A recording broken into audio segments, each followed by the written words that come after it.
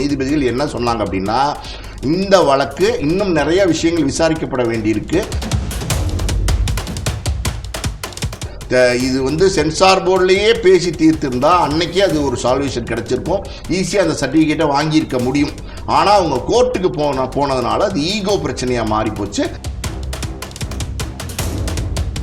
பொதுவாகவே பார்த்தீங்கன்னா ரோஸ்டர்னு சொல்லுவாங்க, கோர்ட்டு வேர்டு இது. ரோஸ்டர்னா என்ன அப்படின்னா, ப்ராக்டிக்கலாக சென்சார் சர்டிஃபிகேட் இஸ் மேண்டேட்டரி, அதாவது கட்டாயம்.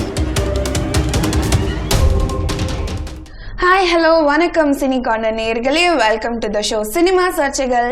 நான் உங்க விஜய் தயா. ஸோ ஜனநாயகன் விசஸ் சிபிஎஃப்சியில் கடந்த 27ஆம் தேதி வந்து ஒரு தீர்ப்பு கொடுத்துருக்காங்க. இது படம் வெளியாகிறதுக்கான சாத்தியமா இல்லையா அப்படிங்கிறத தான் தயாரிப்பாளர் மற்றும் சினிமா விமர்சகர் ஆஸ்கர் மூவிஸ் பாலாஜி பிரபு அவர்கள் கிட்ட பேச போறோம். வாங்க அவரை சந்திக்கலாம். வணக்கம் சார், எப்படி இருக்கீங்க? வணக்கம்மா, நல்லா இருக்கேன். ஸோ 27ஆம் தேதி ஜனநாயகனுக்கு கொடுத்த தீர்ப்பை நீங்க எப்படி பாக்குறீங்க? 27ஆம் தேதிக்கு ஜனநாயகன் கொடுத்த தீர்ப்பு எப்படி பார்க்குறேன்னா, அதாவது வந்து முதல்ல வந்து சென்சாருக்கு அப்ளை பண்ணுறாங்க. அந்த பட நிறுவனம் கேவிஎன் வந்து அப்ளை பண்ணுறாங்க ஜனநாயகன் படத்தை. டிசம்பர் 19ஆம் தேதி 2025 படத்தை பார்த்துட்டு வந்து யூஏ சர்டிஃபிகேட் கொடுக்கலான்னு ஒரு மெயில் அனுப்புகிறாங்க. அதுக்கப்புறம் அந்த யூஏ சர்டிஃபிகேட் கொடுக்கப்படாமல் இருக்குது. இதுக்கு நடுவில் பார்த்தீங்கன்னா அந்த படம் பார்த்த ஒரு மெம்பர் வந்து சென்சார் போர்டு ரீஜனல் ஆஃபீஸர் டெல்லியில் இருப்பார், அவருக்கு ஒரு மெயில் அனுப்பிச்சிருக்காரு. இந்த மாதிரி வந்து இந்த படத்தில் வந்து மத உணர்வுகளை புண்படுத்துகிற மாதிரி சில காட்சிகள் இருக்குது, சில வசனங்கள் இருக்குது, அது இல்லாமல் இராணுவத்தில் பயன்படுத்துகிற சிம்பிள்லாம் வந்து பயன்படுத்தியிருக்கிறாங்க. ஸோ அதனால் இந்த படத்தை வந்து மறுதணிக்கை பண்ணி தான் கொடுக்கணும், எனக்கு வந்து கொஞ்சம் அப்ஜெக்ஷன் இருக்குது அப்படின்றத சொல்லியிருக்காரு. அவருடைய எதிர்ப்பை வந்து எழுத்துப்பூர்வமாக வந்து தெரிவிச்சிருக்காரு சென்சார் தலைமை அதிகாரி டெல்லியில் இருக்கிறவருக்கு. தலைமை அதிகாரி இந்த புகாரை வந்து பெற்றுக்கொண்டதுக்கப்புறம் அவர் வந்து சென்சார் போர்டுக்கு ஒரு இன்ஸ்ட்ரக்ஷன் கொடுக்குறாரு. என்னென்னா, இந்த படத்தை வந்து யூஏ கொடுக்காம மறுதணிக்கைக்கு அனுப்புங்க, மறுதணிக்கை பார்த்ததுக்கப்புறம் அந்த படத்துக்கு சர்டிஃபிகேட் கொடுங்கன்னு சொல்கிறாரு. மறுதணிக்கை பார்த்ததுக்கப்புறம் அந்த சர்டிஃபிகேட் கொடுப்போம் அப்படிங்கிறத ஜனவரி 5ஆம் தேதி 2026 வந்து சென்சார் போர்டு தயாரிப்பு நிறுவனத்துக்கு சொல்கிறாங்க. தயாரிப்பு நிறுவனம் பார்த்தீங்கன்னா சென்சார் சர்டிஃபிகேட் வாங்காமல், முதல்ல அதுவே தப்பு, சென்சார் சர்டிஃபிகேட் வாங்காமல் ஜனவரி 9ஆம் தேதி படத்தினுடைய ரிலீஸ் தேதியை வந்து அனௌன்ஸ் பண்ணியிருந்தாங்க. ஜனவரி 9ஆம் தேதி ரிலீஸ் பிளானிங் ஃபுல்லாகவே முடிஞ்சிருச்சு, வேர்ல்டு வைடு எல்லா பிளானிங்கும் முடிஞ்சிருச்சு. ஸோ இந்த ஃபைனல் காலில் அவங்க இருக்காங்க. அதாவது இந்த சென்சார் போர்டுகிட்ட இருந்து இந்த மெயில் வந்து ஜனவரி 5ஆம் தேதி வருது. ஆனால் இவங்க 9ஆம் தேதி ஜனவரி ரிலீஸ் பண்ணணும் போது 6, 7, 8 இந்த 3 நாளைக்குள்ள வந்து இந்த படத்துக்கு சர்டிஃபிகேட் வாங்கணுங்கிற ஒரு நிர்பந்தம், நெருக்கடி. அப்போ அந்த தயாரிப்பு நிறுவனம் என்ன பண்ணியிருக்கலாம் அப்படின்னா, சென்சார் போர்டுகிட்டே போய் பேசியிருக்கலாம், என்ன சார் பிரச்சனை, ஏன் இப்படி தள்ளி போகுது அப்படிங்கிறத பேசி, நாங்கள் இந்த மாதிரி 9ஆம் தேதி ரிலீஸ் செய்தி வச்சுருக்கோம், ஏதாவது பண்ணி ஹெல்ப் பண்ணுங்கள், சீக்கிரமாக மறுதணிக்கை பண்ணி கொடுங்க, இப்படி ஏதாவது வந்து சென்சார் போர்டுகிட்டே பேசியிருந்தா அங்கேயே நிச்சயமாக ஏதாவது ஒரு தீர்வு கிடைச்சிருக்கும். ஒருவேளை வந்து ஜனவரி 9ஆம் தேதி இந்த படத்தை ரிலீஸ் பண்ண முடியாத ஒரு சூழல் வந்தால் கூட ஜனவரி 15ஆம் தேதி தான் பொங்கல் வந்துச்சு, கிட்டத்தட்ட ஒரு 10 நாள் இருக்குது. அந்த 10 நாளைக்குள்ள நிச்சயமா இதுக்கு ஒரு சால்வேஷன் கிடைச்சிருக்கும். ஆனால் இந்த தயாரிப்பு நிறுவனம் என்ன பண்ணிட்டாங்கன்னா, கோர்ட்டுக்கு போயிட்டாங்க. சென்னை உயர்நீதிமன்றத்தில் 6ஆம் தேதி அவசரமாக ஒரு வழக்கை தாக்கல் பண்ணுறாங்க. அவசர வழக்காக பார்த்தீங்கன்னா தனி நீதிபதி ஆஷா அவங்க வந்து விசாரிக்கிறாங்க. விசாரித்து 10ஆம் தேதி வந்து தீர்ப்பை ஒத்தி வச்சு 10ஆம் தேதி ஒரு தீர்ப்பு சொல்கிறாங்க. அந்த தீர்ப்பு என்னன்னா, யூஏ சர்டிஃபிகேட் கொடுங்க அப்படின்னு சொல்லி சொல்கிறாங்க. அந்த தீர்ப்பில் அந்த தீர்ப்பை எதிர்த்து மேல்முறையீடு வந்து பெஞ்சுக்கு போகிறாங்க. சென்னை நீதிமன்றத்தில் பெஞ்சுங்கிறது எப்படின்னா, 2 நீதிபதிகள் இருப்பாங்க, ஒருத்தர் விசாரிச்சாங்க, இப்போ 2 பேர் இருப்பாங்க. 2 பேரும் விசாரணைக்கு வந்து பண்றதுக்கு அந்த வழக்கை விசாரணை பண்ணாங்க அன்னைக்கு. அதுக்கப்புறம் அந்த வழக்கை வந்து கால 21ஆம் தேதி ஜனவரி அன்னைக்கு தள்ளி வச்சிருந்தாங்க. விசாரணை நடந்துட்டு இருக்கு, 21ஆம் தேதிக்கு அந்த வழக்கை வந்து தள்ளி வச்சிருந்தாங்க, இன்னொரு தேதிக்குன்னு வச்சுக்கோங்களேன். ஸோ இந்த ஒரு கிட்டத்தட்ட பார்த்தீங்கன்னா இந்த ஜனவரி 10ஆம் தேதியிலேருந்து 21ஆம் தேதினும் போது ஒரு 11 நாள் இருக்கு. இதுக்குள்ள வந்து சர்டிஃபிகேட் வேணும் அப்படின்னு அவசரமா இங்க நம்ம சென்னை உயர்நீதிமன்றத்தில் அந்த வழக்கு நிலுவையில், அதாவது வழக்கே நடத்தப்படலை, முழுசாக எதுவுமே விசாரணை முடியல. அப்படி இருக்கும்போது அவங்க உடனே சுப்ரீம் கோர்ட்டு போகிறாங்க. அடுத்த நாளே பார்த்தீங்கன்னா சுப்ரீம் கோர்ட்டு போகிறாங்க தயாரிப்பு நிறுவனம். அங்கே வந்து பார்த்தீங்கன்னா சென்சார் போர்டு வந்து கேவியட் போடுறாங்க. கேவியட்டினுடைய நோக்கம் என்ன அப்படின்னா, நிறைய பேர் கேவியட்டை பற்றி தெரியாது. அது எப்படின்னா, எங்களையும் ஒரு மனுதாரராக சேர்த்ததுக்கப்புறம் தான் அந்த வழக்கை விசாரிக்கணும், தன்னிச்சே அந்த வழக்கை விசாரித்து தன்னிச்சே அந்த வழக்கில் தீர்ப்பு சொல்லக்கூடாது, எங்களுக்கும் வந்து சொல்ல வேண்டிய நியாயங்கள் இருக்குது, எங்கள் பக்க நியாயங்களை கேட்டுட்டு தான் இந்த வழக்கினுடைய முடிவை சொல்லணுங்கிறது தான் கேவியட்டினோட நோக்கம்.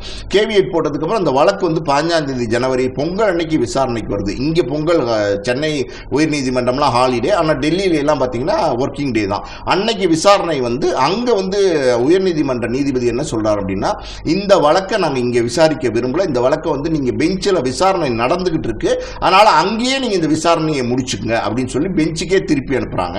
ஆனால் ஒரே ஒரு சின்ன மாற்றம் பண்றாங்க. என்ன அப்படின்னா, 21ஆம் தேதி வழக்கு விசாரணை வச்சிருந்தாங்க இல்லையா, அதுக்கு பதில் ஒரு நாள் மட்டும் ப்ரீபோன் பண்ணி அனௌன்ஸ் பண்றாங்க.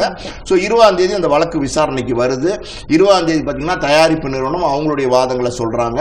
அதுக்கப்புறம் பார்த்தீங்கன்னா சென்சார் போர்டு அவங்களுடைய வாதங்களை சொல்றாங்க. ரெண்டு பக்கம் நியாயங்களையும் கேட்டறிஞ்ச நீதிபதிகள் பெஞ்ச் 2 பேர் நீதிபதிகள் இந்த வழக்கை வந்து தேதி குறிப்பிடாம ஒத்தி வைக்கிறாங்க. தேதி குறிப்பிடாம ஒத்தி வைக்கப்பட்ட வழக்கு 27ஆம் தேதி ஜனவரி தீர்ப்பு சொல்லப்படும்னு முதலே சொல்லிட்டாங்க. அடுத்த நாள் முதல் நாள் வந்துச்சு. ஸோ அன்னைக்கு வந்து காலையில் 10:30 மணிக்கே நீதிபதிகள் வந்து தீர்ப்பு சொல்லிட்டாங்க. அந்த நீதிபதிகள் என்ன சொன்னாங்க அப்படின்னா, இந்த வழக்கு இன்னும் நிறைய விஷயங்கள் விசாரிக்கப்பட வேண்டியிருக்கு, தயாரிப்பு நிறுவனமும் பார்த்தீங்கன்னா அவங்க தரப்பு வாதங்கள் இன்னமும் வந்து சொல்ல வேண்டியிருக்குன்னு சொல்றாங்க, சென்சார் போர்டும் அவங்க தரப்பு வாதங்களை இன்னமும் சொல்ல வேண்டியிருக்குன்னு சொல்றாங்க. ஸோ அப்படி இருக்கும்போது இந்த வழக்கை நீங்க வந்து ஒரு தனி நீதிபதி கிட்ட மறுபடியும் நான் ரீடைரக்ட் பண்றேன், மறுபடியும் இந்த வழக்கு வந்து தனி நீதிபதி கிட்ட அனுப்புறேன், நீங்க அங்க போய் உங்களுடைய விசாரணைகளை எல்லாம் முழுசா நீங்க வந்து சொல்லி அங்க வந்து உங்களுடைய நீதியை நீங்க பெற்றுக்கோங்க அப்படின்னு சொல்லி அவங்க வந்து திருப்பி அனுப்பிச்சிட்டாங்க. இப்படிதான் இன்னைக்கு இருக்கு. இப்ப தனி நீதிபதி கிட்ட இந்த வழக்கு எப்ப விசாரணைக்கு வரும் அப்படின்னா யாருக்குமே தெரியாது. தனி நீதிபதி கிட்ட இந்த விசாரணை ஒரு வாரத்துல வரலாம், 10 நாள்ல வரலாம், 15 நாள்ல வரலாம், ஒரு மாசத்துல வரலாம். சரி, தனி நீதிபதி கிட்ட இந்த விசாரணைக்கு இந்த வழக்கு வருது, அந்த விசாரணை ஒரு நாள்ல முடிஞ்சிருமா அப்படின்னா ஒரு நாள்ல முடியலாம், மறுபடியும் ஒரு வாரத்துல முடியலாம், 10 நாள்ல முடியலாம், 6 மாசத்துல முடியலாம். ஸோ இப்படி வந்து ப்ரொலாங்டா வந்து போயிட்டே இருக்கும். ஸோ அப்படியே தனி நீதிபதி விசாரணையை முழுசா முடிச்சு தீர்ப்பு சொன்னாங்கன்னா கூட அந்த தீர்ப்பு ஒருவேளை வந்து தயாரிப்பு நிறுவனத்துக்கு சாதகமான தீர்ப்பா இருந்தா சென்சார் போர்டு நிச்சயமா சுப்ரீம் கோர்ட்டுக்கு அப்பீல் போறதுக்கான ஆப்பர்ச்சுனிட்டி அவங்களுக்கு இருக்கு, அவங்க அப்பீல் போவாங்க. ஒருவேளை சென்சார் போர்டுக்கு சாதகமான தீர்ப்பா இருந்தால் நிச்சயமா பாத்தீங்கன்னா தயாரிப்பு நிறுவனம் சுப்ரீம் கோர்ட்டுக்கு போவதுக்கு வாய்ப்பு இருக்கு. ஸோ மொத்தத்தில் பாத்தீங்கன்னா இது புலிவாலை பிடிச்ச கதை தான். அதாவது இது வந்து சென்சார் போர்டுலயே பேசி தீர்த்திருந்தா அன்னைக்கே அது ஒரு சால்வேஷன் கிடைச்சிருக்கும், ஈஸியா அந்த சர்டிபிகேட்டை வாங்கியிருக்க முடியும். ஆனா அவங்க கோர்ட்டுக்கு போனதுனால அது ஈகோ பிரச்சனையா மாறி போச்சு. ரெண்டாவது வந்து நீங்க ஒரு வழக்கை நீதிமன்றத்துக்கு கொண்டு போனதுக்கு அப்புறம் அந்த வழக்கு நீதிமன்றத்தில் நிலுவையில் இருக்கும்போது யாருமே முடிவெடுக்க முடியாது. இதுதான் வந்து சூழ்நிலை. இப்ப நான் கேள்விப்பட்ட ஒரு தகவல் என்ன அப்படின்னா, இப்ப இந்த பெஞ்சில் வந்து 27ஆம் தேதி ஜனவரி சொன்னாங்க இல்லையா, தனி நீதிபதி கிட்ட மறுபடியும் விசாரணைக்கு போய் விசாரிச்சு முடிவு பண்ணிக்கோங்கன்னு. அந்த விசாரணை வேண்டாம், நம்ம வந்து இந்த வழக்கை வாபஸ் பெற்றலாம் அப்படின்னு தயாரிப்பு நிறுவனம் ஒரு முடிவு எடுத்திருக்கிறதா சொல்றாங்க. இன்னும் அப்படிப்பட்ட முடிவு அதிகாரப்பூர்வமா எதுவும் அவங்க தயாரிப்பு நிறுவனம் சார்பா அறிவிக்கப்படலை. இருந்தாலும் அப்படி ஒரு முடிவு தான் எடுத்திருக்கதா சொல்றாங்க. அப்படி ஒரு முடிவு எடுத்து அந்த வழக்கை விட்ரா வாங்கணும்னாலும் அந்த வழக்கு மறுபடியும் தனி நீதிபதி கிட்ட விசாரணைக்கு வரணும். அது என்னைக்கு வரும்னு நம்ம சொல்ல முடியாது. விசாரணைக்கு வர்ற அன்னைக்கு தான் போய் கோர்ட்ல நின்று இவங்களுடைய வக்கீல் வந்து இந்த மாதிரி நாங்கள் இந்த வழக்கே வந்து வாபஸ் வாங்கிக்கிறோம் அப்படின்னு சொல்ல முடியும். அப்படிதான் சூழ்நிலை இருக்கு. அப்படி வாபஸ் வாங்கினதுக்கு அப்புறம் சென்சார் போர்டுகிட்டே நேரடியாக பேசி கொஞ்சம் சீக்கிரம் எவ்வளோ சீக்கிரம் பண்ணி கொடுக்க முடியுமோ பண்ணி கொடுங்கன்னு சொல்லி கேட்கறதுக்கு ரிக்வஸ்ட் பண்றதுக்கு வாய்ப்பு இருக்கு. ஸோ சென்சார் போர்டை பொறுத்த வரைக்கும் பார்த்தீங்கன்னா அவங்க முதலே சொன்னாங்க மறுதணிக்கை பண்ணி கொடுக்குறோன்னு. ஆனால் இவங்க கோர்ட்டு அங்கே இங்கே சுப்ரீம் கோர்ட்டு திருப்பி இங்கே எல்லாம் அலக்கழிச்சதுனால அவங்களுக்கு ஒரு ஈகோ ஒன்று இருக்கும் இல்லையா, அந்த ஈகோவை டச் பண்ணிட்டதுனால அவங்க உடனே அதை முடிச்சு கொடுப்பாங்களா அப்படின்னு சொல்ல முடியாது. ஏன்னா இந்த ரீ கன்சிடரேஷன் மறுதணிக்கை பண்றதுக்கு குறைஞ்சபட்சம் ஒரு சென்சார் போர்டு அவங்க வந்து 20 நாள் தேவை அப்படின்னு சொல்றாங்க. ஸோ 20 நாள் அப்படின்னா அந்த எப்போ இந்த தனி நீதிபதி கிட்ட வழக்கு வரும், எப்போ இதை வாபஸ் வாங்குவாங்க, அங்கிருந்து பார்த்தீங்கன்னா 20 நாள் எத்தனை நாள் ஆகும், இதெல்லாம் வந்து ஒரு கேள்வி இல்லாம தான் போயிட்டு இருக்கு. அதை பதிலே கிடைக்கிறாது, இதுக்கு வந்து கிடைக்காது. ஸோ அப்படி இருக்கும்போது இன்னைய நிலைமையில பார்த்தீங்கன்னா தேர்தலுக்கு முன்னாடி இந்த படம் வர்றதுக்கான வாய்ப்புகள் ரொம்ப ரொம்ப கம்மி அப்படின்னு தான் சொல்றாங்க. அது காரணம் என்ன அப்படின்னா, இப்ப மார்ச் முதல் வாரத்திலயோ பிப்ரவரி கடைசி வாரத்திலோ தமிழ்நாடு தேர்தல் அறிவிப்பு வர்றதுக்கான வாய்ப்பு இருக்கு. தேர்தல் அறிவிப்பு வந்துருச்சு அப்படின்னா மொத்தமாவே தேர்தல் அறிக்கையில எல்லாமே போயிடும். ஒரு கவர்னர் ஆட்சி மாதிரி தான் கிட்டத்தட்ட. அப்படி இருக்கும்போது அந்த சூழ்நிலையில விஜய் வந்து அரசியல் இருக்காரு, விஜயுடைய கட்சி தாவேக வந்து அரசியல்ல போட்டியிட போது. அப்படின்னும் போது தேர்தல் அறிவிப்பு வந்துருச்சுன்னா இந்த படத்தை வெளியிட முடியாது. ஸோ இது கிட்டத்தட்ட பார்த்தீங்கன்னா எனக்கு தெரிஞ்ச ஒரு தயாரிப்பாளராக தேர்தலுக்குள்ள இந்த படத்தை ரிலீஸ் பண்ண முடியுமா அப்படின்னா ரொம்ப ரொம்ப கடினம். முடியாதுன்னு கிடையாது, ஆனால் அதுக்கான வாய்ப்புகள் ஒரு சில சதவீதம் தான் இருக்கே தவிர அதிகமான சதவீதங்கள் வந்து தேர்தலுக்கு முன்னாடி வர்றதுக்கு வாய்ப்பு இல்லை. Okay sir. ஸோ நீங்கள் இவ்வளோ சொல்லும்போது நிறைய கேள்விகள் வந்து இதுலேருந்து எழும்புது. ஸோ முதல் விஷயம், சப்போஸ் ட்ரிபியூனல் வந்து இப்போ சென்சார் போர்டில் இருந்திருந்தா இந்த விஷயங்கள் எப்படி சால்வ் ஆயிருக்கும்?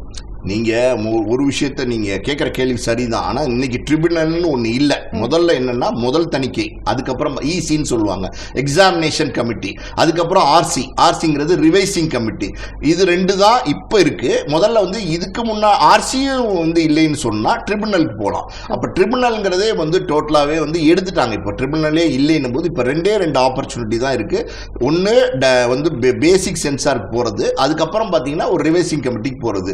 பேசிக் சென்சார்ல பார்த்துட்டு இதுக்கு வந்து தணிக்கை ரிவைசிங் கமிட்டி பார்க்காம கொடுக்க முடியாதுன்னு சொன்னப்ப தயாரிப்பு நிறுவனம் நிச்சயமா வந்து ரிவைசிங் கமிட்டிக்கு போயிட்டு ரிவைசிங் கமிட்டியில வந்து இந்த படத்துக்கு மறுபடியும் வந்து சர்டிபிகேட் கொடுக்க மறுக்கிறாங்க அப்படின்னா அந்த சூழ்நிலையில கோர்ட்டுக்கு போயிருந்தா அது நியாயமானதா இருந்திருக்கும். நடுவில் பார்த்தீங்கன்னா பேசிக் சென்சார் அப்ளை பண்ணதுக்கு அப்புறம் அதாவது ஈசி பார்த்ததுக்கு அப்புறம் சர்டிபிகேட் வழங்கின போது அடுத்த ஒரு ஆப்பர்ச்சுனிட்டி இருக்கு. உங்களுக்கு மேல்முறையீடு செய்யறதுக்கு ஒரு ஆப்பர்ச்சுனிட்டி இருக்கு கோர்ட்டுக்கு போறதுக்கு முன்னாடி. ஸோ அந்த ஆப்பர்ச்சுனிட்டியை நீங்க யூஸ் பண்ண நினைக்கல, யூஸ் பண்ணல, நீங்க டைரக்டாவே கோர்ட்டுக்கு போறீங்க. அப்படி இருக்கும்போது ட்ரிபியூனல் இருந்தா கூட இதே தான் நடந்திருக்கும். ஏன்னா அவங்க வந்து அவங்க மைண்ட் செட் என்னன்னா, நம்ம வந்து இந்த மெயில் வந்து 5ஆம் தேதி ஈவினிங் வந்திருக்கு, 6, 7, 8, 9ஆம் தேதி படத்தை ரிலீஸ் பண்ணணும் போது ஒரு ஹரிபரி மைண்ட் செட்ல டோட்டல் ரிலீஸ் பிளான் எல்லாம் நீங்க பண்ணதுனால உங்களுக்கு கோர்ட்டுக்கு போறது தான் மைண்ட் செட்டா இருக்கு. அப்படின்னும் போது ட்ரிபியூனல் இருந்திருந்தாலுமே பாத்தீங்கன்னா அது யூஸ் பண்ணிருக்க மாட்டாங்கிறதா என்னுடைய கருத்து.